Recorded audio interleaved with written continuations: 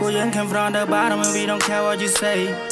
Chấp tụcគ្នាដូចបងប្អូនមិនដែលចង់ងាយទេពេលខ្លះបាយមួយគិនចំចែកចិនជាដល់មកតែគ្រប់គ្នាចាន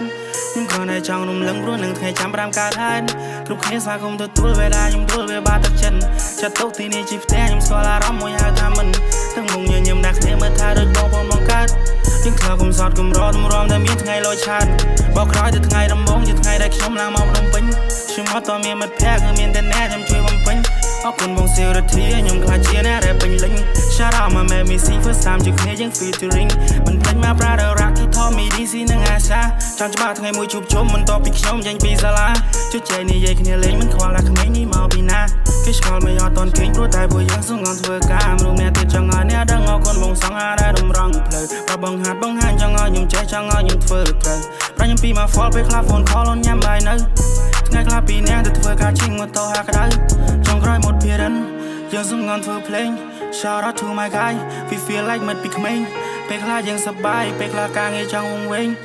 ទោះហត់យ៉ាងណាធ្វើដើម្បីតែក្តីស្រមៃធំធេងរាប់បានគ្នាដល់ទីបញ្ចប់កុំទៅខ្វល់អ្នកណាមួយស្អប់កាន់តែធូរយើងកាន់តែសប់ Last time I go to the top កុំភ្លេចតែថ្ងៃដំបូងយើងធ្វើពីដៃតទេ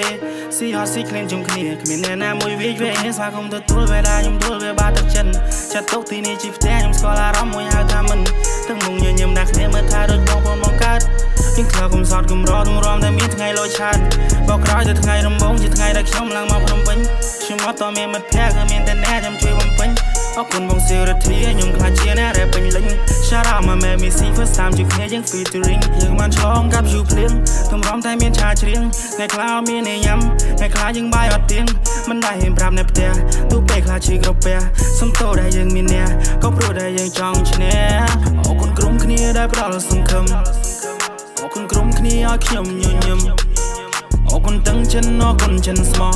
មិនអរគុណដល់អ្នកផ្សេងទៀតដែលរៀមរំមិនអ